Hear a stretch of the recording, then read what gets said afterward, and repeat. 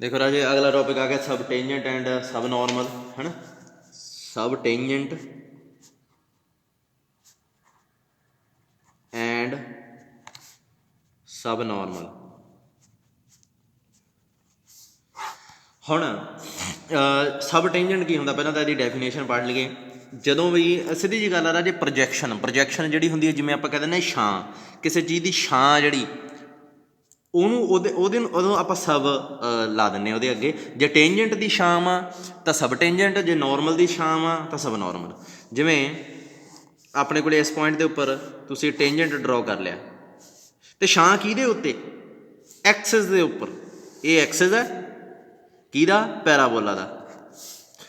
ਇੱਥੋਂ ਤੁਸੀਂ ਇਹਦੇ 'ਤੇ ਟੇਂਜੈਂਟ ਡਰੋ ਕੀਤਾ, ਠੀਕ ਹੈ, ਅਤੇ ਇਹਦੀ ਛਾਂ ਜਿਹੜੀ ਉਹ ਵੀ ਜੇ ਛਾਂ ਤਾਂ ਜੇ ਸੂਰਜ ਇੱਥੇ ਹੋਵੇ ਬਿਲਕੁਲ ਉੱਪਰ, ਬਿਲਕੁਲ ਸਿਰੇ 'ਤੇ, ਤਾਂ ਇਹਦੀ ਛਾਂ ਕਿਹੜੀ ਬਣੂਗੀ? ਇੱਥੋਂ ਤੋਂ ਇੱਥੋਂ ਤੱਕ ਇਹ ਜਿਹੜੀ ਲਾਈਨ ਆ ਇਹ ਬਣੂਗੀ।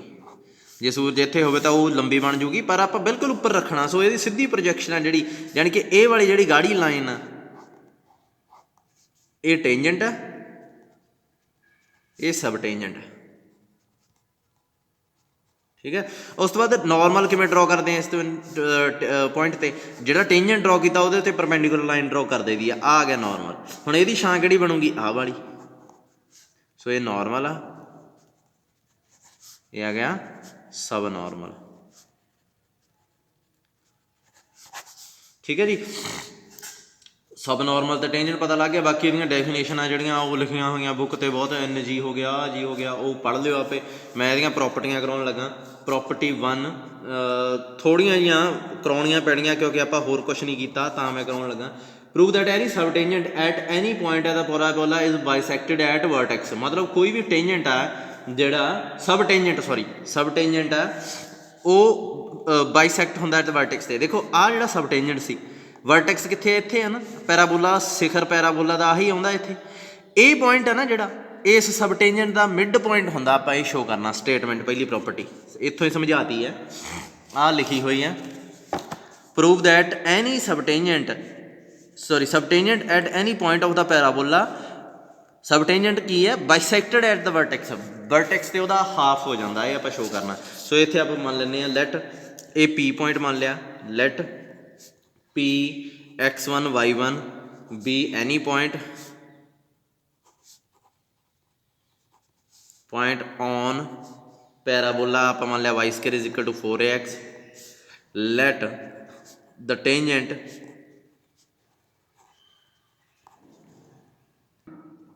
ਅੱਛਾ ਆਪਣੇ ਕੋਲ ਇਹ ਆਪਾਂ ਮੰਨ ਲਿਆ let tangent at P meets axis at T। मतलब ये मान लिया भी ये टेंजेंट T ते मिलता, ठीक है। तो let N be the foot of perpendicular from P। N foot मान लिया आह, जानी कि परपेंडिकुलर P तो ड्रॉप कर लिया, ठीक है। दैन जो सब टेंजेंट की बन जूगा? TN बी द सब tangent,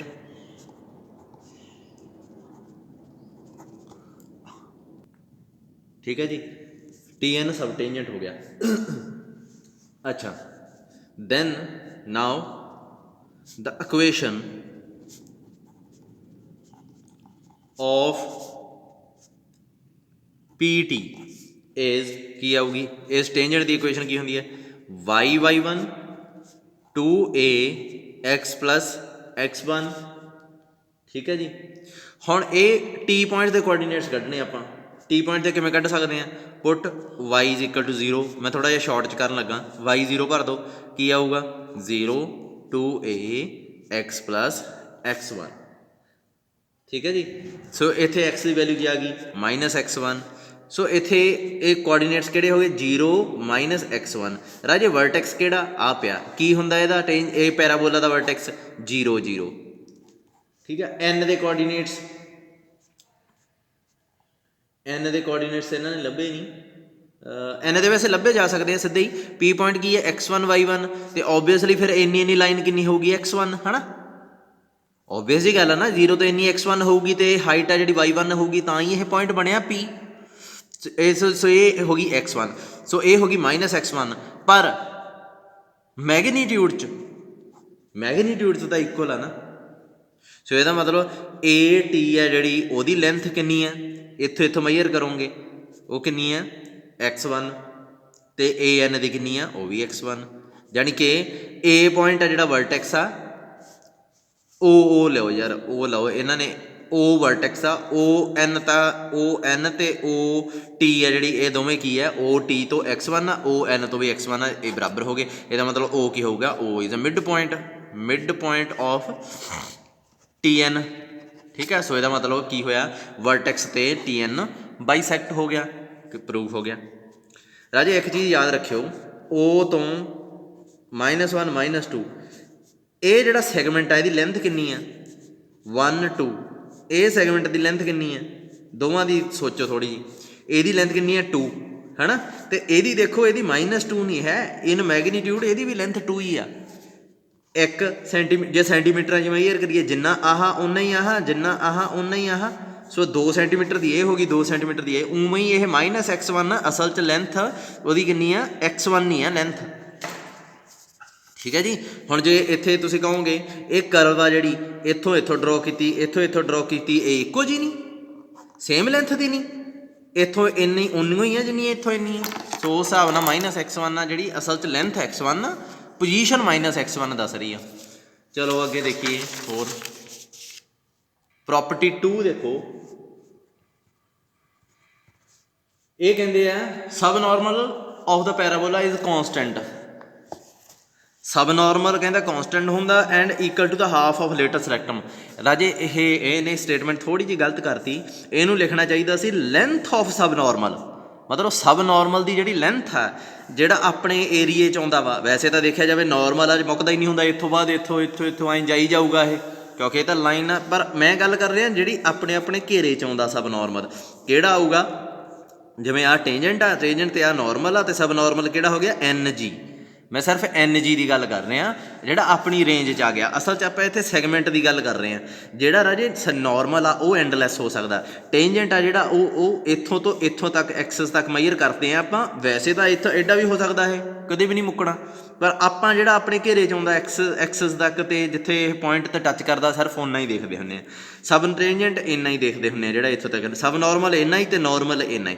so length of sub normal ਜਿਹੜੀ ਹੈ, ਇਹ ਕਹਿੰਦਾ ਲੇਟੈਸਟ ਰੈਕਟਮ ਤੋਂ 2 ਅੱਧੀ ਹੈ, ਹਾਫ ਆਫ ਲੇਟੈਸਟ ਰੈਕਟਮ, ਮਤਲਬ 1/2, 4A ਨੂੰ 4A ਦਾ ਅੱਧ, ਜਾਣੀ ਕਿ 2A ਦੀ ਲੈਂਥ ਹੋਊਗੀ ਇਹਦੀ। ਇਹ ਲੈਂਥ ਮੈਜ਼ਰ ਕਰਨੀ ਆ ਬਸ ਆਪਾਂ, ਠੀਕ ਹੈ। ਸੋ ਕਿਵੇਂ ਮੈਜ਼ਰ ਕਰੀਏ, ਇਹਨਾਂ ਨੇ ਇਹ ਪੈਰਾਬੋਲਾ ਮੰਨ ਲਿਆ, ਇਹ ਐਕਸਿਸ ਮੰਨ ਲਿਆ। ਰਾਜੇ ਮੈਂ ਥੋੜ੍ਹਾ ਜਿਹਾ ਸ਼ਾਰਟ 'ਚ ਕਰਨ ਲੱਗਾ। ਵਰਡਿੰਗ ਇੱਕ ਮੇਰੀ ਰਿਕੁਐਸਟ ਆ, ਜਿਹੜੀ ਵਰਡਿੰਗ ਆ ਨਾ ਆਹ ਲਿਖੀ ਹੋਈ ਹੈ, ਜਿਵੇਂ ਇਹਨੇ ਲਿਖਿਆ let the normal at P meet the axis in G and N with the foot of perpendicular from P on the axis so that NG is subnormal at P। ਇਹ ਮੈਂ ਬੋਲ ਦੂੰਗਾ, ਲਿਖਣਾ ਤੁਸੀਂ ਆਪ ਆ, ਇਸ ਕਿਤਾਬ ਤੋਂ ਦੇਖ ਕੇ ਲਿਖਣਾ। ਵਰਡਿੰਗ ਡਿਟੋ ਜਿਵੇਂ ਇਹਨਾਂ ਨੇ ਵਧੀਆ ਕਰਕੇ ਲਿਖਿਆ ਹੋਇਆ, ਆਈ ਵਧੀਆ ਇੰਗਲਿਸ਼ ਵਿੱਚ ਲਿਖਣੀ ਆ ਤੁਸੀਂ, ਇਹ ਜ਼ਰੂਰੀ ਹੈ। ਮੇਰੇ ਕੋਲ ਟਾਈਮ ਘੱਟ ਆ, ਅੱਜ ਵੀ ਤੁਹਾਡਾ ਹੈਗਾ ਫੰਕਸ਼ਨ ਜਿਹਾ ਵੀ ਹੈ ਇੱਕ, ਸੋ ਇਸ ਕਰਕੇ ਮੈਂ ਥੋੜ੍ਹਾ ਜਿਹਾ ਜਲਦੀ 'ਚ ਬੋਲ ਦੂੰਗਾ, ਲਿਖਣਾ ਤੁਸੀਂ ਹੈ। ਸੋ ਇਹ ਪੈਰਾਬੋਲਾ ਹੋ ਗਿਆ, P ਪੁਆਇੰਟ ਹੋ ਗਿਆ, ਜਿਵੇਂ ਮੈਂ ਇੱਥੇ ਬੋਲਤਾ ਕਿ P ਵੀ ਟੇਂਜੈਂਟ ਇਹ ਡਰੋ ਕਰ ਲਿਆ, ਤੁਸੀਂ ਲਿਖੋਗੇ let this be tangent at point P, ਤੇ ਇਹਦੇ 'ਤੇ ਨਾਰਮਲ ਕੀ ਹੈ, PG, let PG is normal at point P। ਫਿਰ ਇੱਥੋਂ ਪਰਪੈਂਡੀਕੂਲਰ ਡਰੋਪ ਕਰ ਲਿਆ, ਤੁਸੀਂ ਕਹੋਗੇ let PN be the perpendicular dropped from point P on axis of the parabola. ਇਹ ਸਾਰਾ ਤੁਸੀਂ ਲਿਖੋਗੇ, therefore NG is the sub normal. So ਇਹ ਆ ਗਿਆ ਤੁਹਾਡਾ ਸਬ ਨਾਰਮਲ। ਮੇਨ ਇੱਥੋਂ ਤੱਕ ਸਾਰੀ ਵਰਡਿੰਗ ਤੁਸੀਂ ਲਿਖਣੀ ਹੈ। ਇਕੁਏਸ਼ਨ ਆਫ ਪੈਰਾਬੋਲਾ ਲਿਖਣੀ ਹੈ, ਚਲੋ ਉਹ ਮੈਂ ਵੀ ਲਿਖ ਦਿੰਦਾ। ਇਕੁਏਸ਼ਨ ਆਫ ਪੈਰਾਬੋਲਾ ਪ੍ਰੋਪਰਟੀ 2 ਹੈ ਇਹ, ਇਕੁਏਸ਼ਨ ਆਫ ਪੈਰਾਬੋਲਾ ਇਜ਼ ਕੀ ਆ, y² is equal to 4AX। ਹੁਣ ਆਪਾਂ ਨਾਰਮਲ ਦੀ ਇਕੁਏਸ਼ਨ ਲੱਭੀਏ। ਆਪਾਂ ਨੂੰ ਪਤਾ ਕੀ ਹੈ, equation of normal at P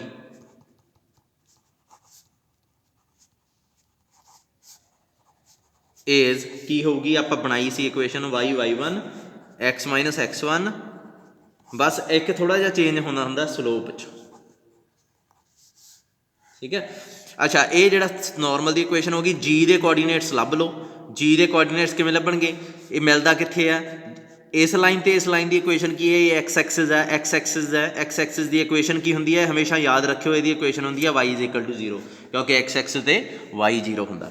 so Y 0 ये पुट कर दो, की आऊगा -y1 by 2a x minus x1। सो इत्थे अपने को एक्स की आ गया x1 + 2a। राजे अपने को ये कोआर्डीनेट्स आ गए x1 + 2a। राजे एक चीज़ ध्यान ना देखो, पी पॉइंट सी x1 y1, so a vertex मान लिया। ओ एन की लेंथ दसो कितनी होगी,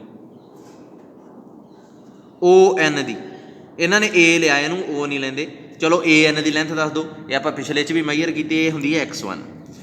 सारे की लेंथ कितनी है, ए जी की,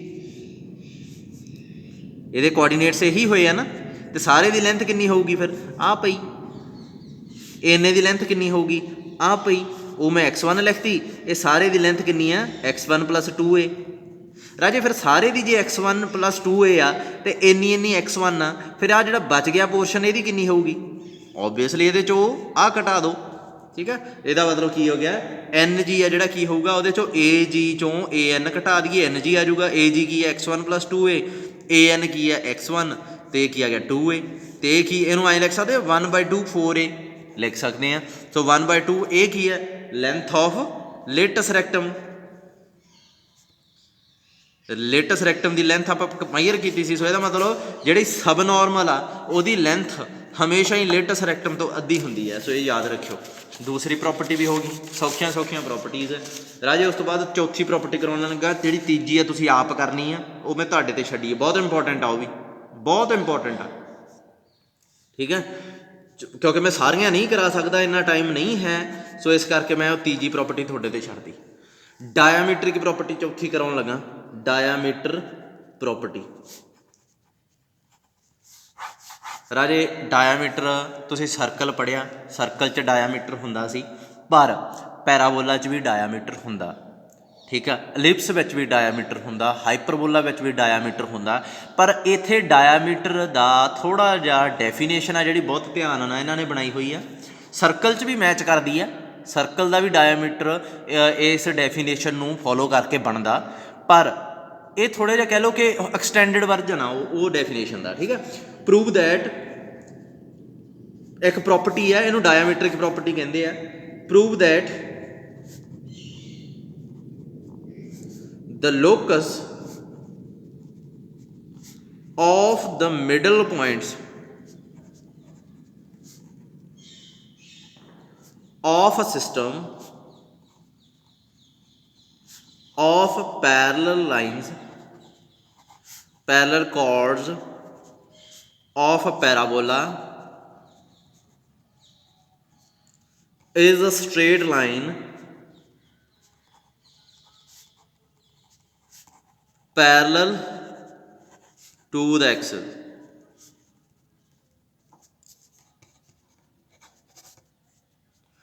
अच्छा हुण इहदा मतलब समझो, ये कहते हैं locus of middle points of a system. देखो मिडल पॉइंट सब तो पहला ना आपां नूं एक स्लोप दी जाती है, स्लोप मैं देती एम, इस स्लोप की ना एक लाइन ड्रॉ कर ली दी है स्पेस च किते भी, मान लो इत्थे ड्रॉ कर ली, पैराबोला तुहाडा इत्थे पिया, मैं तुहानूं ऑर्डर दिना कि इस स्लोप की जिहड़ी लाइन आ ये पैरलल बहुत सारिया लाइनां ड्रॉ करो, जानी कि सीधी जी गल आ, उन्हां सारिया लाइनां की स्लोप की होनी चाहिए ए वाली, जानी कि एक मैं ड्रॉ कर ली, क्योंकि मैं चाहुंदा कि बाकी लाइनां जिहड़ियां मैं ड्रॉ करा उन्हां दी स्लोप इहदे वाली होवे। सो हुण बार बार स्लोप नूं ध्यान च रख के तां लाइन ड्रॉ करनों रहे। सो एक लाइन ड्रॉ कर ली, हुण स्केल की मदद नाल इत्थे बहुत सारिया स्लोप लाइनां ड्रॉ कर लियां जिहड़ियां इहदे पैरलल सारे पैराबोला च, ठीक है। ये ड्रॉ करी जाऊँ सारा भर जूगा, ये डार्क हो जू नीला हो जू। फिर ए तो इत्थों तक जो सैगमेंट बनता यदा मिड पॉइंट की आ मान लो, इत्थों इत्थों तक मिड पॉइंट बनता वह पैर आ बनता, इत्थों इत्थों तक आ बनता, इत्थों तक आ ये सारे नूं मिला लो, मान लो ये लाइन बन गई एक, ये तुहाडा एक्सिस आ जाता, एक्सिस मान लो आ एक्स एक्सिस जिहड़ा हुंदा वा, ਆ ਬਣ ਗਿਆ ਹੈ ਨਾ ਡਾਇਆ, ਇੱਕ ਲਾਈਨ ਬਣ ਗਈ, ਸਾਰੇ ਮਿਡ ਪੁਆਇੰਟਸ ਨੂੰ ਮਿਲਾ ਲਓ। ਇਹ ਜਿਹੜੀ ਲਾਈਨ ਹੁੰਦੀ ਹੈ ਇਹਨੂੰ ਡਾਇਆਮੀਟਰ ਆਫ ਪੈਰਾਬੋਲਾ ਕਹਿੰਦੇ ਆ, ਧਿਆਨ ਰੱਖਿਓ, ਠੀਕ ਹੈ, ਡਾਇਆਮੀਟਰ ਆਫ ਪੈਰਾਬੋਲਾ। ਹੁਣ ਦੇਖੋ ਇਹ ਕੀ ਕਿਹਾ ਹੋਇਆ, ਲੋਕਸ ਕਿਹਦਾ ਕਿਹਾ ਹੋਇਆ, ਲੋਕਸ ਕੀ ਹੁੰਦਾ, ਲੋਕਸ ਆਫ ਕਿਹਦਾ, the middle points of a system of parallel chords. ਦੇਖੋ ਮਿਡਲ ਪੁਆਇੰਟਸ ਕਿਹਦੇ ਆ, ਪੈਰਲਲ ਕੌਰਡਸ ਦੇ, of a parabola is a straight line. ਇਹ ਕਹਿੰਦੇ ਇਹ ਮਿਡਲ ਪੁਆਇੰਟਸ ਨੂੰ ਜਦੋਂ ਮਿਲਾਉਂਗੇ ਇੱਕ ਸਟ੍ਰੇਟ ਲਾਈਨ ਹੀ ਬਣੂਗੀ, ਹਾਂ ਬਣੂਗੀ, ਇਹ ਵਾਲੀ ਡਾਰਕ ਲਾਈਨ ਹੈ, ਮਿਡਲ ਪੁਆਇੰਟਸ ਨੂੰ ਮਿਲਾਇਆ ਇੱਕ ਸਟ੍ਰੇਟ ਲਾਈਨ ਬਣੂਗੀ, ਠੀਕ ਹੈ, straight line parallel to axis. ਪਰ ਇਹ ਮੇਥੋਂ ਥੋੜੀ ਜਿਹੀ ਗਲਤੀ ਹੋ ਗਈ, ਆਪਣਾ ਜਿਹੜਾ ਐਕਸਿਸ ਆ ਨਾ ਉਹ ਇਹਦੇ ਪੈਰਲਲ ਮਤਲਬ ਬਣੂਗਾ, ਮਤਲਬ ਐਕਸਿਸ ਵੀ ਇਸ ਪੈਰਾਬੋਲਾ ਦਾ ਇਹੋ ਜਿਹਾ ਹੀ ਹੋਊਗਾ, ਇਹਦੇ ਪੈਰਲਲ ਹੀ ਜਾਊਗਾ, ਐਕਸਿਸ ਇੱਥੇ ਪਿਆ ਹੋਊਗਾ, ਇਹ ਥੋੜ੍ਹਾ ਟੇਢਾ ਬਣ ਗਿਆ, ਅਤੇ ਇਹ ਨਾਲ ਜਾਊਗੀ ਪੈਰਲਲ ਬਿਲਕੁਲ ਦੋਵੇਂ, ਠੀਕ ਹੈ। ਇਹ ਜਿਹੜੀ ਲਾਈਨ ਹੁੰਦੀ ਆ ਜਿਹੜੀ ਉੱਪਰ ਡਰੋ ਕੀਤੀ ਹੈ ਇਹਨੂੰ ਡਾਇਆਮੀਟਰ ਕਹਿੰਦੇ ਆ, ਠੀਕ ਹੈ। ਇਹ ਆਪਾਂ ਪ੍ਰੂਵ ਕਰਨਾ, ਹੁਣ ਪ੍ਰੂਵ ਕੀ ਕਰਨਾ, ਕਿ ਇਹ ਜਿਹੜੀ ਮਿਡਲ ਪੁਆਇੰਟਸ ਨੂੰ ਮਿਲਾ ਕੇ ਜਿਹੜੀ ਲਾਈਨ ਬਣੂਗੀ ਉਹ ਐਕਸਿਸ ਦੇ ਪੈਰਲਲ ਹੋਊਗੀ। ਫਿਲਹਾਲ ਤਾਂ ਇੰਨਾ ਕੀ ਹੈ, ਠੀਕ ਹੈ, ਮਿਡਲ ਪੁਆਇੰਟਸ ਨੂੰ ਮਿਲਾ ਕੇ ਜਿਹੜੀ ਲਾਈਨ ਬਣੀ ਉਹ ਐਕਸਿਸ ਦੇ ਪੈਰਲਲ ਹੋਊਗੀ, ਇਹ ਪ੍ਰੂਵ ਕਰਨਾ। ਚਲੋ, let the equation of ਪੈਰਾਬੋਲਾ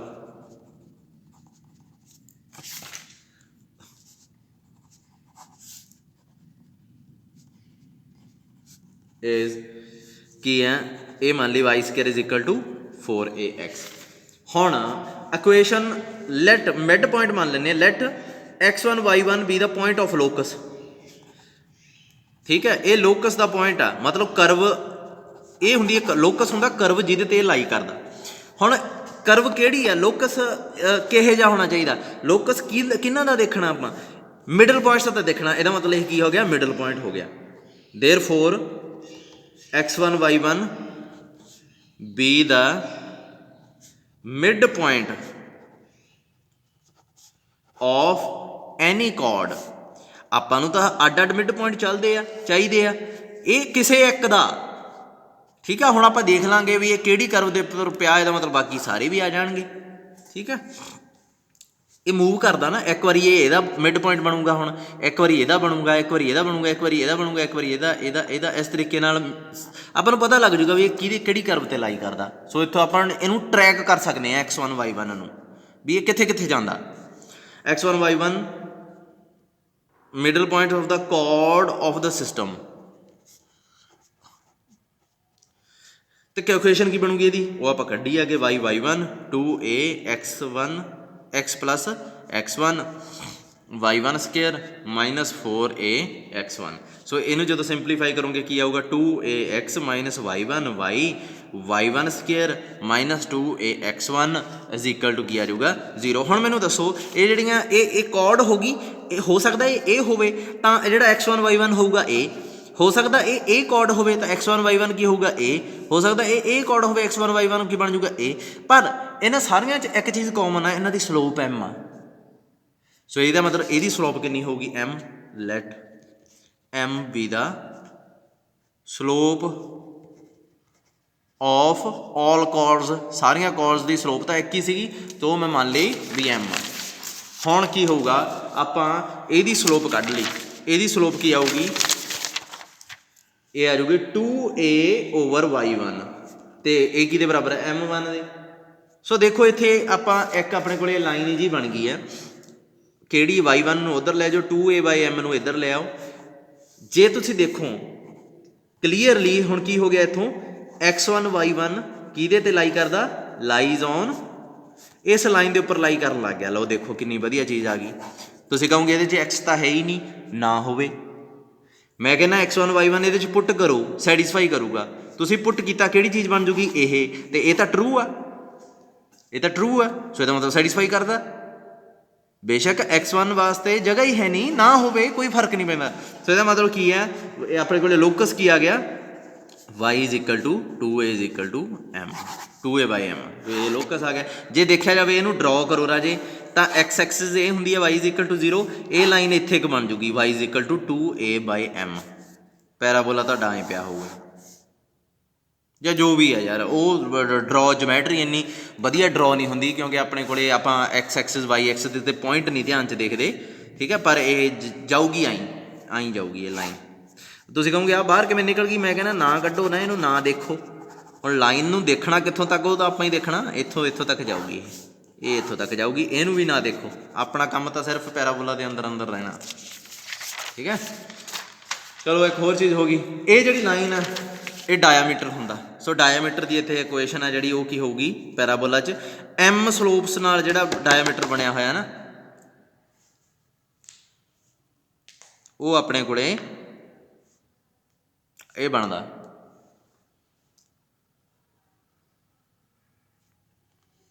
2a/m। ਅਗਲੀ ਪ੍ਰੋਪਰਟੀ ਦੇਖੋ, ਪ੍ਰੋਪਰਟੀ 5th, ਬਹੁਤ ਵਧੀਆ ਪ੍ਰੋਪਰਟੀ ਹੈ ਵੀ, ਆਈ ਨਹੀਂ ਕਦੇ ਪਰ ਸਮਝਣ ਨੂੰ ਵਧੀਆ। ਇਹਦੇ 'ਚ ਕੀ ਹੈ, ਇਹ ਕਹਿੰਦਾ ਦੇਖੋ statement, prove that the tangent at extremity of diameter, ਮਤਲਬ ਡਾਇਆਮੀਟਰ ਦੇ ਐਂਡ ਪੁਆਇੰਟਸ 'ਤੇ ਜਿਹੜਾ ਟੇਂਜੈਂਟ ਡਰੋ ਕੀਤਾ ਜਾਂਦਾ of a parabola is parallel to the chords bisected by diameter. ਦੇਖੋ ਮੈਂ ਐਡੀ ਵੱਡੀ ਲਾਈਨ ਨਹੀਂ ਬੋਲਣੀ, ਕੋਰਡਸ ਬਾਈਸੈਕਟਡ ਬਾਈ ਮੈਂ ਇਹ ਕਹਿੰਦਾ ਜਿਹੜੀਆਂ ਕੋਰਡਸ ਆਪਾਂ ਬਹੁਤ ਸਾਰੀਆਂ ਡਰੋ ਕੀਤੀਆਂ ਸੀ ਇਹ ਵਾਲੀਆਂ, ਇਹਨਾਂ ਦੀ ਹੈਲਪ ਨਾਲ ਡਾਇਆਮੀਟਰ ਬਣਾਇਆ। ਇਹਨਾਂ ਨੂੰ ਆਪਾਂ ਆਪਦੀ ਦੇਸੀ ਭਾਸ਼ਾ 'ਚ ਹੈਲਪਿੰਗ ਕੋਰਡਸ ਕਹਿ ਦਿੰਦੇ ਹਾਂ। ਪੇਪਰ 'ਚ ਤੁਸੀਂ ਇਹਨਾਂ ਨੂੰ ਹੈਲਪਿੰਗ ਕੋਰਡਸ ਨਹੀਂ ਕਹਿ ਸਕਦੇ। ਜੇ ਕਿਸੇ ਨੇ ਕੀਤਾ ਉੱਥੇ ਇਹੋ ਜਿਹਾ ਕੁਛ ਤਾਂ ਉਹ ਆਪਦੇ ਨੰਬਰ ਕਟਾਉਣ ਦਾ ਆਪ ਜ਼ਿੰਮੇਵਾਰ ਹੋਊਗਾ। ਮੰਨ ਲਓ ਮੈਂ ਤੁਹਾਨੂੰ ਸਮਝਾਉਣ ਵਾਸਤੇ ਇਹੋ ਜਿਹੀ ਭਾਸ਼ਾ ਵਰਤਦਾ। ਹੈਲਪਿੰਗ ਕੋਰਡਸ ਆ ਜਿਹੜੀਆਂ, ਜੇ ਤੁਸੀਂ ਡਾਇਆਮੀਟਰ ਦੇ ਐਂਡ ਪੁਆਇੰਟ 'ਤੇ ਟੇਂਜੈਂਟ ਡਰੋ ਕਰੋਗੇ, ਇੱਥੇ ਇਹ ਹੁਣ ਇੱਥੇ ਕੱਟ ਗਿਆ ਨਾ ਇਹ ਡਾਇਆਮੀਟਰ, ਤਾਂ ਇਹ ਟੇਂਜੈਂਟ ਇਹ ਆਊਗਾ। ਇਹ ਟੇਂਜੈਂਟ ਆ ਜਿਹੜਾ, ਇਹ ਹੈਲਪਿੰਗ ਕੋਰਡਸ ਦੇ ਪੈਰਲਲ ਹੁੰਦਾ। ਪ੍ਰੋਪਰਟੀ ਇਹ ਆ ਬਸ। ਹੈਲਪਿੰਗ ਕੋਰਡਸ ਇਹ ਹੈ ਨਾ, ਕਿਉਂਕਿ ਬੁੱਕ ਵਾਲੇ ਨੇ ਕੋਈ ਨਾਮ ਹੀ ਨਹੀਂ ਰੱਖਿਆ, ਇਹ ਥਿਊਰੀ 'ਚ ਕੋਈ ਨਾਮ ਹੀ ਨਹੀਂ ਹੈ ਇਹਨਾਂ ਕੋਰਡਸ ਦਾ। ਤੋ ਮੈਂ ਬਾਰ-ਬਾਰ ਆਹ ਡਾਇਆਮੀਟਰ ਇਹਨਾਂ ਕੋਰਡਸ ਦੀ ਹੈਲਪ ਨਾਲ ਬਣਿਆ, ਆਪਾਂ ਇਹਨਾਂ ਦੀ ਸਲੋਪ ਦੇਖੀ ਸੀ, ਜੇ ਬਹੁਤ ਔਖਾ ਜਾਂਦਾ। ਹੈਲਪਿੰਗ ਕੋਰਡਸ ਦੇ ਪੈਰਲਲ ਹੁੰਦਾ ਐਂਡ ਪੁਆਇੰਟ 'ਤੇ ਜਿਹੜਾ ਡਾਇਆਮੀਟਰ ਦੇ ਐਂਡ ਪੁਆਇੰਟ 'ਤੇ ਜਿਹੜਾ ਟੇਂਜੈਂਟ ਡਰੋ ਕੀਤਾ ਜਾਂਦਾ। ਸਿੱਧੀ ਜਿਹੀ ਗੱਲ ਆ, ਠੀਕ ਹੈ। ਚਲੋ ਦੇਖੋ, ਆਹ ਦੇਖੋ ਇਹਨੇ ਕੀ ਲਿਖਿਆ ਹੋਇਆ, prove that the tangent at extreme point of the diameter of a parabola is. ਹੁਣ ਪੜ੍ਹੋ ਅੱਗੇ, ਇੱਥੇ ਤਾਂ ਟੇਂਜੈਂਟ ਦੀ ਗੱਲ ਹੋ ਗਈ, ਕਿਹਦੇ ਟੇਂਜੈਂਟ ਤੇ, ਜਿਹੜਾ ਡਾਇਆਮੀਟਰ ਦੇ ਐਂਡ ਪੁਆਇੰਟ ਤੇ ਡਰੋ ਕੀਤਾ। ਕੀ ਕਹਿੰਦਾ ਉਹ ਟੇਂਜੈਂਟ ਕਰਦਾ ਕੀ ਆ, is parallel to the chords bisected by diameter. The chords bisected by diameter ਨੂੰ ਮੈਂ ਹੈਲਪਿੰਗ ਕੋਰਡ ਕਿਹਾ ਹੋਇਆ, ਜਾਣੀ ਕਿ tangent parallel to the helping chords, ਇਹ ਆਪਾਂ ਕਹਿ ਲੈਂਦੇ ਹਾਂ, ਠੀਕ ਆ। ਇਹ ਆਪਾਂ ਪ੍ਰੂਵ ਕਰਨਾ। ਤੁਸੀਂ ਪੇਪਰ 'ਚ ਹੈਲਪਿੰਗ ਕੋਰਡ ਨਹੀਂ ਲਿਖ ਸਕਦੇ, ਨਾ ਹੀ ਮੈਂ ਲਿਖਣਾ, ਪਰ ਫਿਲਹਾਲ ਆਪਾਂ ਨੂੰ ਬਹੁਤ ਕੁਛ ਪਤਾ ਕੀ ਆ ਕਿ ਇੱਕ ਤਾਂ ਡਾਇਆਮੀਟਰ ਦੀ ਇਕੁਏਸ਼ਨ ਕੀ ਹੁੰਦੀ ਆ, y = 2a/m, ਠੀਕ ਆ। ਮੰਨ ਲਓ ਇੱਥੇ ਕੋਈ ਕੋਰਡ ਆ, ਬਹੁਤ ਸਾਰੀਆਂ ਕੋਰਡਸ ਸੀਗੀਆਂ ਜਿਨ੍ਹਾਂ ਨੂੰ ਇਹਨੇ ਕੱਟਿਆ, ਅਤੇ ਇਹ ਦੋ ਕੋਰਡਸ ਮੈਂ ਉਹੀ ਡਰੋ ਕਰ ਲਈਆਂ ਉਹਨਾਂ 'ਚੋਂ, ਠੀਕ ਆ। ਇਹ ਕੋਰਡਸ ਆ ਜਿਨ੍ਹਾਂ ਨੂੰ, ਇਹ ਮਿਡ ਪੁਆਇੰਟ ਆ ਉਹਦਾ, ਠੀਕ ਹੈ, ਮਿਡ ਪੁਆਇੰਟ, ਲੋੜ ਨਹੀਂ ਇਹਦੀ, ਇਹ ਵੀ ਮਿਡ ਪੁਆਇੰਟ। ਇਹਨਾਂ ਨੂੰ ਕੱਟ ਕੇ ਇਹ ਡਾਇਆਮੀਟਰ ਆਪਣਾ ਬਣ ਗਿਆ, ਠੀਕ ਹੈ। ਹੁਣ ਤੁਸੀਂ ਇਸ 'ਤੇ ਟੇਂਜੈਂਟ ਡਰੋ ਕਰਨਾ, ਮੈਂ ਪ੍ਰੂਵ ਕਰਨਾ ਵੀ ਜਦੋਂ ਟੇਂਜੈਂਟ ਡਰੋ ਕਰੋਗੇ ਉਹ ਫਿਰ ਉਹ ਤਾਂ ਦਿਖ ਹੀ ਜਾਂਦਾ ਨਾ, ਪਰ ਉਹ ਟੇਂਜੈਂਟ ਕੀ ਹੋਊਗਾ, ਇਹਨਾਂ ਦੋਵਾਂ ਦੇ ਹੀ, ਸਾਰੀਆਂ ਦੇ ਹੀ ਪੈਰਲਲ ਹੋਊਗਾ। ਸੋ ਇਕੁਏਸ਼ਨ ਆਫ ਪੈਰਾਬੋਲਾ ਮੰਨ ਲਿਆ,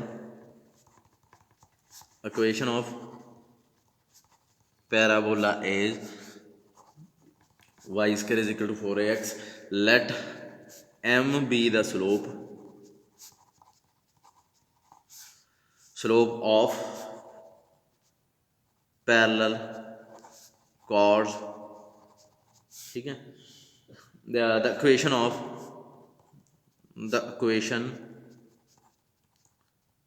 ਸਲੋਪ ਮੰਨ ਲਈ ਇਹਨਾਂ ਸਾਰਿਆਂ ਦੀ, ਇਹਦੀ m ਮੰਨ ਲਈ, m be the slope of parallel chords, ਇਹਨਾਂ ਸਾਰੀਆਂ ਦੀ ਸਲੋਪ m। ਹੁਣ ਮੈਂ ਟੇਂਜੈਂਟ ਨੂੰ ਪੈਰਲਲ ਸ਼ੋ ਕਰਨਾ, ਇਹਨਾਂ ਦੇ ਕੀ ਕਰੂੰਗਾ ਉਹਦੇ ਵਾਸਤੇ, ਇਹਦੀ ਸਲੋਪ ਵੀ ਕੀ ਕਰ ਦੂੰਗਾ, ਟੂ ਪ੍ਰੂਵ m। ਬਸ ਜਦੋਂ ਦੋ ਲਾਈਨਾਂ ਦੀ ਸਲੋਪ ਇੱਕ ਹੋ ਗਈ, ਪੈਰਲਲ ਹੋ ਗਈਆਂ। ਦ ਇਕੁਏਸ਼ਨ ਆਫ ਡਾਇਆਮੀਟਰ ਕੀ ਹੈ, y = 2a/m। ਅੱਛਾ ਪਹਿਲਾਂ ਤਾਂ ਐਂਡ ਪੁਆਇੰਟ ਆਪਾਂ ਨੂੰ ਲੱਭਣਾ ਪੈਣਾ, ਮੈਨੂੰ ਜਿੱਥੋਂ ਤੱਕ ਲੱਗਦਾ ਆ ਜਿੱਥੇ ਇਹ ਕੱਟਦਾ ਕਿਹਨੂੰ, ਇਹ ਪੈਰਾਬੋਲਾ ਨੂੰ। ਸੋ ਪੈਰਾਬੋਲਾ 'ਚ ਇਹ ਤੇ ਇਹਦਾ ਜਿਹੜਾ ਇੰਟਰਸੈਕਸ਼ਨ ਦਾ ਪੁਆਇੰਟ ਲੱਭ ਲਓ, ਆਹ ਪੁਆਇੰਟ ਆ ਜਾਊਗਾ ਜਿਹਦੇ 'ਤੇ ਆਪਾਂ ਟੇਂਜੈਂਟ ਡਰੋ ਕਰਨਾ।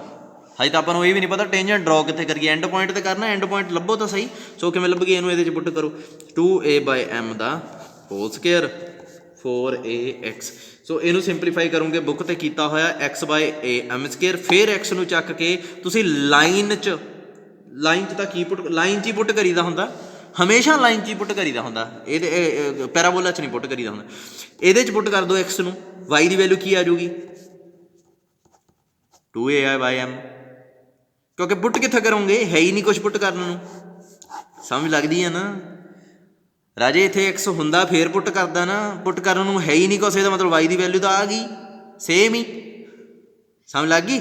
ਅੱਛਾ ਹੁਣ ਐਕਸ ਵਾਈ ਪੁਆਇੰਟ ਆ ਗਿਆ ਆਪਣੇ ਕੋਲੇ, ਪੁਆਇੰਟ ਆਫ ਇੰਟਰਸੈਕਸ਼ਨ ਕੀ ਬਣ ਗਿਆ a/m² ਤੇ 2a/m, ਇਹ ਵਾਲਾ ਪੁਆਇੰਟ ਪਤਾ ਲੱਗ ਗਿਆ ਆਪਾਂ ਨੂੰ। ਇਹਨੂੰ ਕੋਈ ਪੁਆਇੰਟ ਇਹਨਾਂ ਨੇ ਨਾਮ ਨਹੀਂ ਦਿੱਤਾ।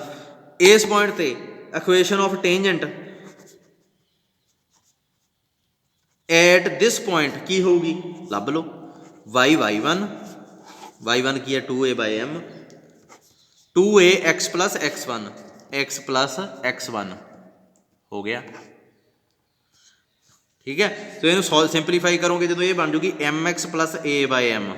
ਰਾਜੇ ਦੇਖੋ ਇਹ m ਸਲੋਪ ਦੀ ਲਾਈਨ ਆ, ਇਹ ਇਹਦੀ ਸਲੋਪ ਜੇ ਮੈਂ ਤੁਹਾਨੂੰ ਕਹਾਂ ਕੀ ਹੋਊਗੀ, ਆ ਆਊਗੀ m, ਕੱਢ ਕੇ ਦੇਖ ਲਿਓ ਬੇਸ਼ੱਕ ਤੁਸੀਂ ਕਹੋਗੇ ਸਰ ਇਹ ਤਾਂ ਉਹੀ ਟੇਂਜੈਂਟ ਬਣ ਗਿਆ ਜਿਹੜਾ ਪੈਰਾਬੋਲਾ ਤੇ ਹੁੰਦਾ।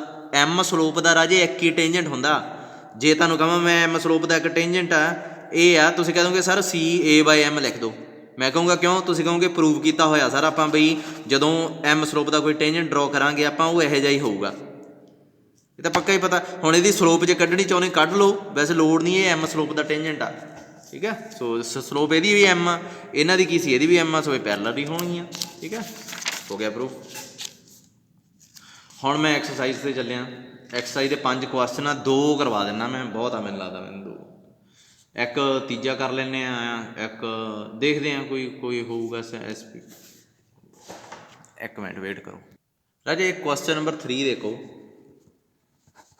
ਇਹ ਕੀ ਕਹਿੰਦੇ ਆ, ਬਹੁਤ ਵਧੀਆ ਰਿਜ਼ਲਟ ਆ। Prove that the tangent at any point of the parabola, ਕਿਸੇ ਵੀ ਪੁਆਇੰਟ ਤੇ ਕਹਿੰਦਾ ਟੇਂਜੈਂਟ ਡਰੋ ਕਰ ਲਓ, ਕੀ ਹੋਊਗਾ ਇਕੁਅਲੀ ਇਨਕਲਾਈਨਡ। ਇਹਦਾ ਮਤਲਬ ਇਕੁਅਲ ਐਂਗਲ ਦੀ ਗੱਲ ਕਰ ਰਿਹਾ। ਇਕੁਅਲ ਐਂਗਲ ਕਿੱਥੇ ਹੋਣਗੇ, ਦ ਐਕਸਿਸ ਆਫ ਦਾ ਪੈਰਾਬੋਲਾ, ਮਤਲਬ ਉਹ ਟੇਂਜੈਂਟ ਦਾ ਐਂਗਲ ਕਿਹਦੇ ਨਾਲ, Axis of the parabola, and the focal distance of the point. ਮਤਲਬ ਟੇਂਜੈਂਟ ਦਾ ਫੋਕਲ ਡਿਸਟੈਂਸ ਨਾਲ ਐਂਗਲ ਦੇਖ ਲਓ, ਟੇਂਜੈਂਟ ਦਾ ਐਕਸਿਸ ਨਾਲ ਐਂਗਲ ਦੇਖ ਲਓ, ਇਕੁਅਲੀ ਇਨਕਲਾਈਨਡ ਹੋਣਗੇ ਉਹ ਦੋਵੇਂ, ਮਤਲਬ ਇਕੁਅਲ ਐਂਗਲ ਬਣਾਉਣ ਵਾਲੇ ਹੋਣਗੇ। ਇਹ ਮੈਂ ਤੁਹਾਨੂੰ ਦੱਸਦਾ ਕਿਵੇਂ ਆ। ਫੋਕਲ ਡਿਸਟੈਂਸ ਕੀ ਹੁੰਦਾ, ਪਹਿਲਾਂ ਤਾਂ ਇਹ ਦੇਖੋ, ਇਹ ਐਕਸਿਸ ਹੋ ਗਿਆ, ਸਿੰਪਲੀ ਆਪਣਾ x ਐਕਸਿਸ ਤੇ ਐਕਸਿਸ ਸੇਮ ਹੁੰਦਾ ਕਿਉਂਕਿ ਆਪਣਾ ਪੈਰਾਬੋਲਾ ਹੀ ਇਹ ਜਿਹਾ ਹੁੰਦਾ, ਆਪਾਂ ਤਾਂ ਇਹੀ ਲਈ ਜਾਂਦੇ ਹਾਂ ਨਾ, ਇਹੀ ਲਈ ਜਾਣਾ ਆਪਾਂ। ਇਹ ਮੰਨ ਲਓ ਫੋਕਸ ਹੋ ਗਿਆ ਤੁਹਾਡਾ, ਇੱਥੇ ਕੋਈ ਵੀ ਪੁਆਇੰਟ P ਪੁਆਇੰਟ ਆ, P ਪੁਆਇੰਟ ਮਿਲਾ ਲਿਆ, P ਪੁਆਇੰਟ ਆ ਲੈ ਲੈਂਦੇ ਆ at² 2at, ਹੈ ਨਾ। ਇਹਦੇ 'ਤੇ ਕੋਈ ਵੀ ਟੇਂਜੈਂਟ ਜਦੋਂ ਤੁਸੀਂ ਡਰੋ ਕਰੋਗੇ, ਇਹ ਸਭ ਤੋਂ ਪਹਿਲਾਂ ਇਹ ਫੋਕਲ ਡਿਸਟੈਂਸ ਹੋ ਗਿਆ। ਫੋਕਲ ਡਿਸਟੈਂਸ ਦੀ ਡੈਫੀਨੇਸ਼ਨ ਹੀ ਇਹ ਹੁੰਦੀ ਹੈ, ਕਿਸੇ ਵੀ ਪੁਆਇੰਟ ਤੋਂ ਫੋਕਸ ਦਾ ਡਿਸਟੈਂਸ, ਉਹਨੂੰ ਫੋਕਲ ਡਿਸਟੈਂਸ ਕਹਿ ਦਿੰਦੇ ਆ। ਟੇਂਜੈਂਟ ਡਰੋ ਕੀਤਾ P ਤੋਂ, ਇਹ ਕੱਟ ਗਿਆ x ਐਕਸਿਸ ਨੂੰ, ਆ ਪਿਆ x ਐਕਸਿਸ ਤੇ ਆ ਪਿਆ ਟੇਂਜੈਂਟ। ਟੇਂਜੈਂਟ PT ਦਾ x ਐਕਸਿਸ ਨਾਲ ਐਂਗਲ ਥੀਟਾ, ਤੇ ਇਹ ਵਾਲਾ ਐਂਗਲ ਜਿਹੜਾ ਇਹ ਮੰਨ ਲਓ ਅਲਫਾ। ਠੀਕ ਹੈ, ਇਹ ਐਂਗਲ ਕਿਹੜਾ, ਜਿਹੜਾ ਫੋਕਲ ਡਿਸਟੈਂਸ ਟੇਂਜੈਂਟ ਦਾ ਬਣਾਉਂਦਾ, ਇਹ ਐਂਗਲ ਕਿਹੜਾ, ਜਿਹੜਾ x ਐਕਸਿਸ ਜਾਂ ਕਹਿ ਲਓ ਕਿ ਆਪਣਾ ਪੈਰਾਬੋਲਾ ਦਾ ਐਕਸਿਸ ਟੇਂਜੈਂਟ ਨਾਲ ਬਣਾਉਂਦਾ। ਆਪਾਂ ਪ੍ਰੂਵ ਕੀ ਕਰਨਾ ਕਿ ਥੀਟਾ ਤੇ ਅਲਫਾ ਬਰਾਬਰ ਆ ਚੀਜ਼ ਆ। ਮਤਲਬ ਹੁਣ ਸਟੇਟਮੈਂਟ ਨੂੰ ਇੱਕ ਵਾਰੀ ਫੇਰ ਪੜ੍ਹ ਲਓ। Prove that tangent at any point of the parabola, ਆ ਟੇਂਜੈਂਟ ਡਰੋ ਕਰ ਲਿਆ, is equally inclined to the axis of the parabola. ਆ ਦੇਖੋ ਇੱਥੇ ਥੀਟਾ ਲੈ ਲਿਆ, ਇਕੁਅਲੀ ਇਨਕਲਾਈਨਡ ਇਹ ਵਰਡ ਪਹਿਲਾਂ ਆ ਗਿਆ। ਇਕੁਅਲੀ ਇਨਕਲਾਈਨਡ ਦਾ ਮਤਲਬ ਕੀ ਹੁੰਦਾ, ਇਕੁਅਲ ਐਂਗਲ ਬਣਾਉਣ ਵਾਲਾ। Equally inclined to the axis of the parabola and focal distance of the point. ਇੱਥੇ ਜਿਹੜਾ ਐਂਗਲ ਬਣੂਗਾ, ਇਹ ਐਂਗਲ ਬਣੂਗਾ, ਇਹ ਸੇਮ ਹੋਊਗਾ। ਸਟੇਟਮੈਂਟ ਨੂੰ 2 ਵਾਰੀ ਪੜ੍ਹ ਕੇ ਦੇਖ ਲਿਓ, ਥੋੜ੍ਹਾ ਜਿਹਾ ਤੁਹਾਨੂੰ ਸੌਖਾ ਲੱਗੂਗਾ। ਚਲੋ ਆਪਾਂ ਐਂ ਕਰਦੇ ਹਾਂ, ਮੇਨ ਤੁਹਾਨੂੰ ਸਮਝਾਉਣ ਵਾਸਤੇ ਆਹ ਲਿਖਤਾ ਮੈਂ ਵੀ ਆਪਾਂ ਆਹ ਚੀਜ਼ ਪ੍ਰੂਵ ਕਰਨੀ ਆ, ਪਰ ਮੈਂ ਇਹਨੂੰ ਲਿਖੂੰਗਾ ਐਂਗਲਾਂ 'ਚ ਹੀ, ਕਿਉਂਕਿ ਇਹਨੂੰ ਥੀਟਾ ਨੂੰ ਮੈਂ ਲਿਖਿਆ ਕਰੂੰਗਾ STP ਤੇ ਇਹਨੂੰ ਅਲਫਾ ਨੂੰ ਲਿਖਿਆ ਕਰੂੰਗਾ TPS। ਇਹ ਤੁਹਾਨੂੰ ਲਿਖਣਾ ਆਉਂਦਾ, ਠੀਕ ਹੈ। ਲੈਟ, ਕਿਉਂਕਿ ਇੰਨੇ ਨਹੀਂ ਵੇਰੀਏਬਲ ਮੰਨਣੇ ਆਪਾਂ, ਜੇ ਲੋੜ ਹੋਈ, ਜਿੱਥੇ ਵੀ ਲੋੜ ਹੋਈ ਆਪਾਂ ਮੰਨ ਲਾਂਗੇ, ਜਿੱਥੇ ਲੋੜ ਹੋਈ ਮੰਨ ਲਾਂਗੇ। ਕੋਈ AT² 2ATP be any point on the parabola, कोई पॉइंट मान लिया आप पैराबोला के उपर, ठीक है। Tangent, equation of tangent at P,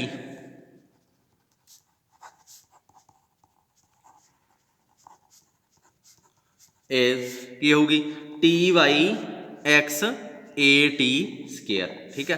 हुण इनू सिंपलीफाई करो, x minus t y minus a t plus a t square is equal to 0, इनू 1 लिख लो।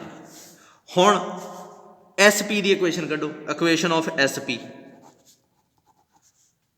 की आऊगी, क्योंकि ये A0 च पास होंदी है ना, तो इस पॉइंट चो P चो पास होंदी है, दोवें पॉइंट आपां नूं पता है, तो इक्वेशन लभणी बहुत सौखी है।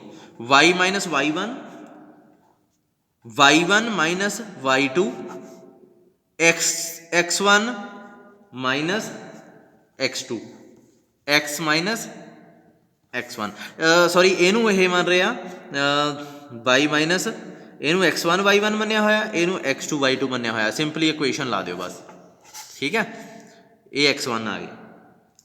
अच्छा, इनू सिंपलीफाई करोगे, जो सिंपलीफाई करके बन जाता 2t t square minus 1 x minus a, इनू नंबर दे दो 2।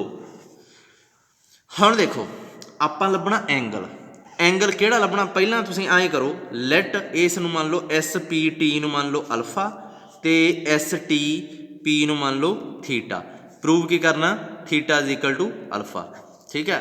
ये वास्ते हुण अल्फा एंगल कड्डो, अल्फा एंगल बनदा किहदे च, ਇਹਦੇ 'ਚ ਤੇ ਇਹਦੇ 'ਚ, ਤੇ ਦੋ ਲਾਈਨਾਂ ਵਿੱਚ ਐਂਗਲ ਕਿਵੇਂ ਲੱਭੀਦਾ, ਇਹਦੀ ਸਲੋਪ ਜੇ ਮੰਨ ਲਓ ਤੁਸੀਂ m1 we the slope of 1, ਇਹਦੀ ਮੰਨ ਲਓ, ਤੇ m2 ਵੀ ਦਾ ਸਲੋਪ ਆਫ 2, ਠੀਕ ਹੈ। ਇੱਥੇ ਆਪਾਂ ਲਿਖ ਲੈਂਦੇ ਹਾਂ ਦੋਵਾਂ ਦੀ ਸਲੋਪ ਆਪਾਂ ਮੰਨ ਲਈ, ਲੈਟ m1 ਐਂਡ m2 ਵੀ ਦਾ ਸਲੋਪ ਆਫ, ਸਲੋਪਸ ਮੰਨ ਲਈਆਂ ਆਪਾਂ, ਸਲੋਪਸ ਆਫ 1 ਐਂਡ 2, ਦੋਵਾਂ ਦੀ ਅੱਡ ਅੱਡ ਸਲੋਪ ਮੰਨ ਲਈ। ਹੁਣ ਇਹਦੀ ਸਲੋਪ ਤੇ ਇਹਦੀ ਸਲੋਪ 'ਚ ਐਂਗਲ ਆਪਾਂ ਲੱਭ ਸਕਦੇ ਹਾਂ ਕਿਵੇਂ, ਸਲੋ m1 ਕੀ ਹੈ, ਟੇਂਜੈਂਟ ਦੀ ਸਲੋਪ ਇੱਥੇ ਆਈ ਹੋਈ ਆ, ਕੀ ਆਈ ਹੋਈ ਆ 1/t, ਤੇ m2 ਦੂਸਰੀ ਦੀ ਸਲੋਪ ਉਹ ਤਾਂ ਆਹੀ ਦਿਸੀ ਜਾਂਦੀ ਹੈ ਰਾਜੇ, ਆ ਪਈ ਹੈ, ਕੀ ਆਈ ਇਹ 2t ਟੀ ਸਕੇਅਰ ਮਾਈਨਸ 1, ਬੜੀ ਗੱਲ ਆ, ਇਹਦੇ ਸਲੋਪ ਵਾਲਾ ਫਾਰਮੂਲਾ ਲਾ ਲਿਓ, ਜਿਵੇਂ ਜਿਹੜਾ ਵੀ ਫਾਰਮੂਲਾ ਤੁਹਾਨੂੰ ਆਉਂਦਾ। ਅੱਛਾ, ਐਂਗਲ ਕਿਵੇਂ ਲੱਭਦੇ ਹੁੰਦੇ ਆ, थीटा एंगल जे थीटा सॉरी ਇਹਦਾ ਆਪਾਂ अल्फा एंगल ਲੱਭਦੇ ਆ, अल्फा एंगल किवें ਲੱਭੋਗੇ, tan alpha is equal to m1 minus m2 1 plus m1 m2। राजे जो जरनल काम करते हैं ना ਆਪਾਂ, जे ਤਾਂ ਤੁਸੀਂ एंगल ਲੱਭਣਾ ਮੰਨ ਲਓ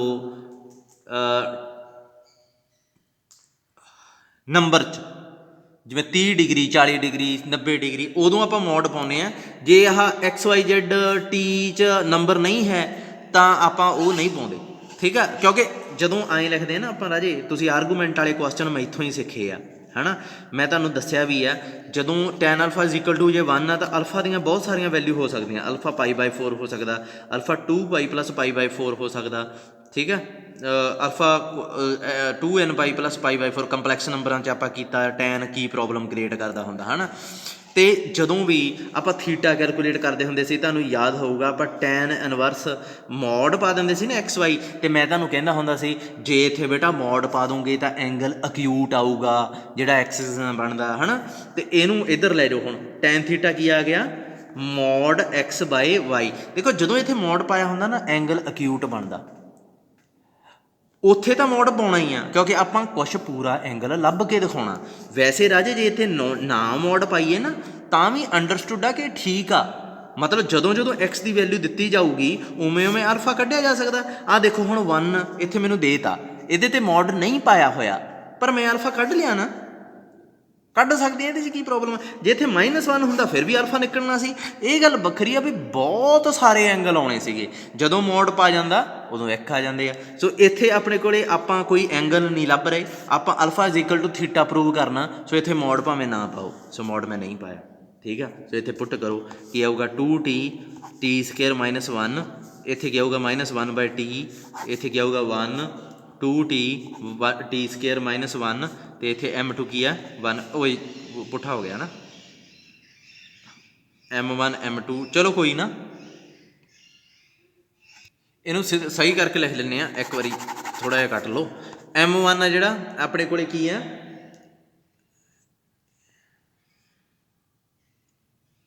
ਜਾਂ ਫਿਰ ਐਂ ਕਰਦੇ ਆ, ਐਂ ਕਰੋ ਇੱਥੇ ਨਾ M2 - M1 ਕਰ ਲਓ ਫਾਰਮੂਲੇ 'ਚ, M2 - M1।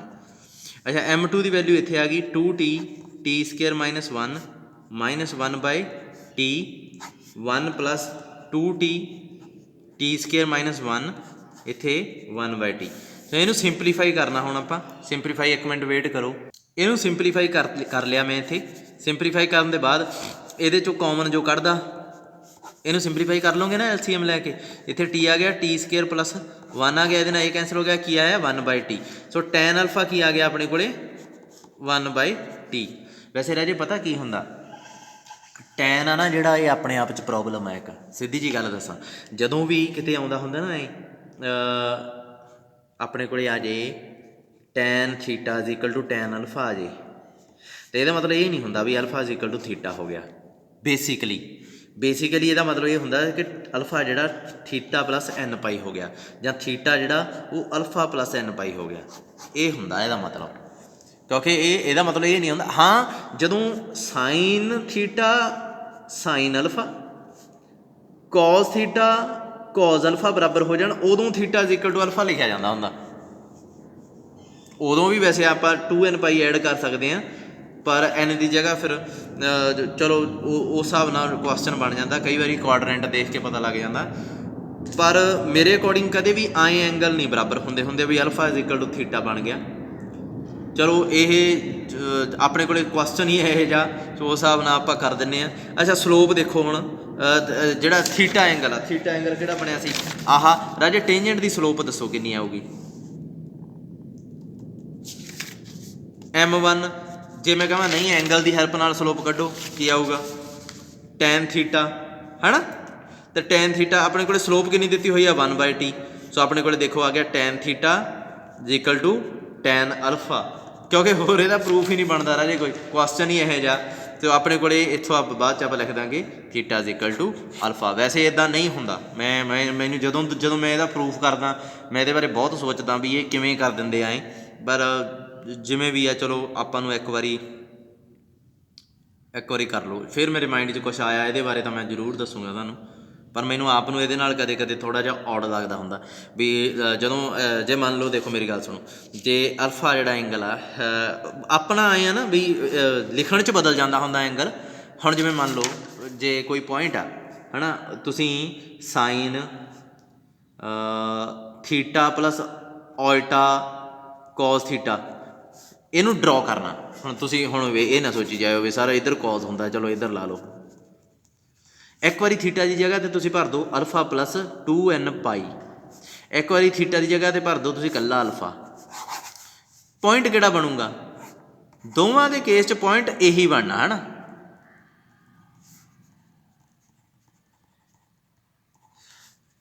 ਕਿਉਂਕਿ ਇੱਥੇ ਜਦੋਂ ਤੁਸੀਂ ਭਰੋਗੇ ਕੋਸ ਥੀਟਾ ਦੀ ਜਗ੍ਹਾ α + 2nπ ਭਰੋਗੇ, 2nπ ਤਾਂ ਇਹ ਮੁੱਕ ਜਾਣਾ ਕਿਉਂਕਿ ਉਹਦਾ ਪੀਰੀਅਡ ਆ,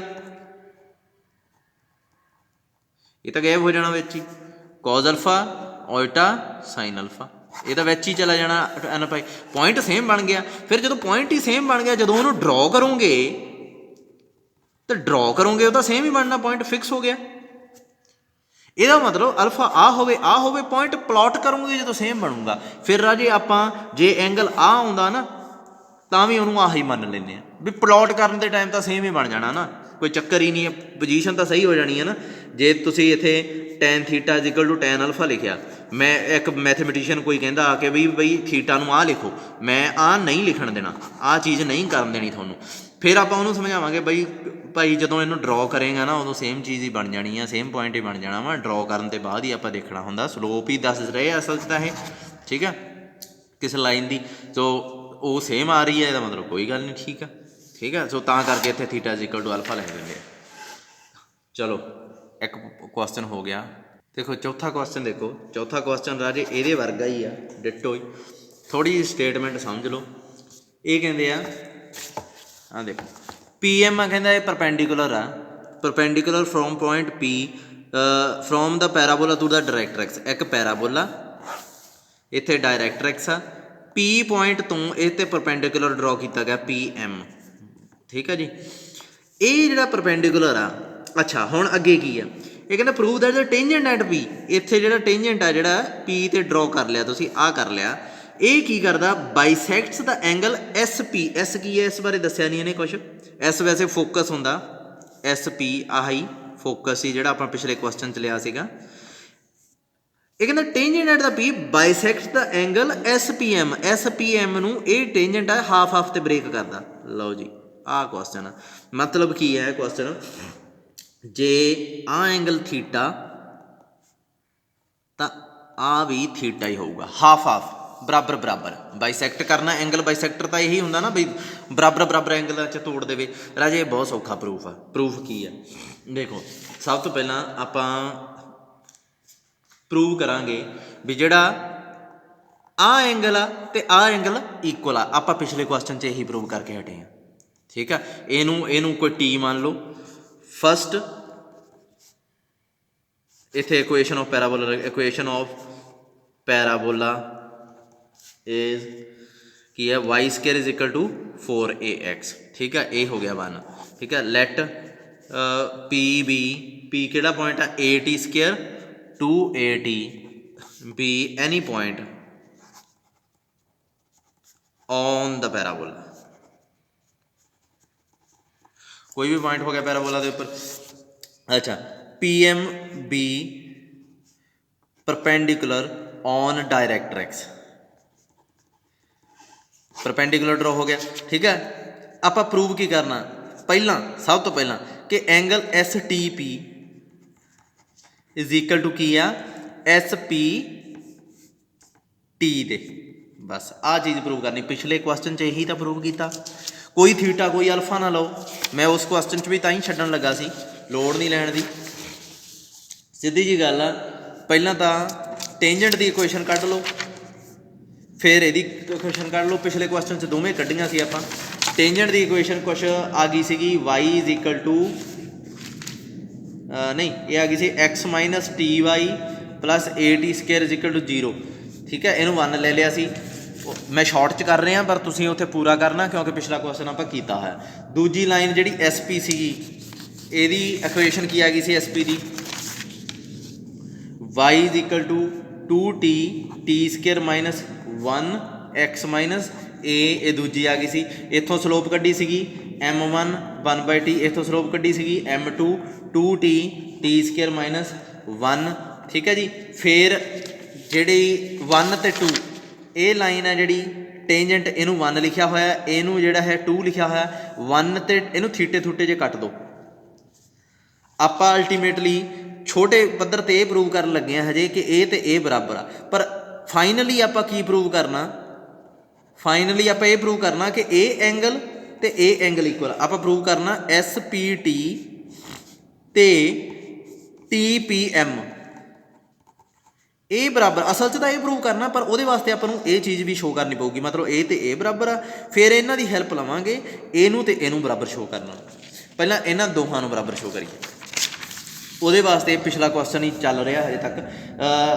लैट आप मान लिया थीटा, थीटा भी दा एंगल, ਜਾਂ थीटा नूं छड्डो यार, तुसीं मैनूं दसो बई आ जिहड़ा एंगल आ टैन, जे मान लो ये थीटा तो टैन थीटा की आऊगा, टैन थीटा अगे वाला फार्मूला ही m2 minus m1 1 plus m2 m1, यही है ना।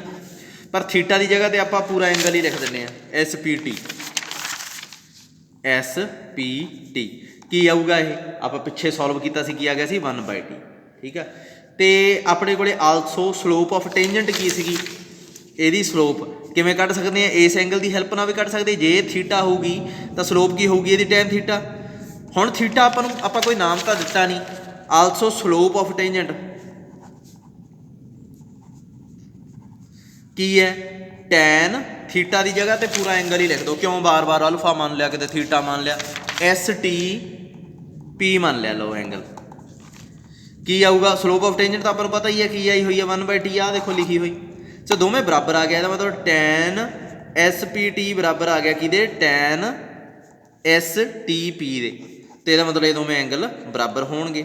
सो एक चीज़ तो प्रूव हो गई एस टी पी, बई आ एंगल तो आ एंगल तो अपने एस TP ਤੇ SPT ਤਾਂ ਬਰਾਬਰ ਹੋ ਗਏ।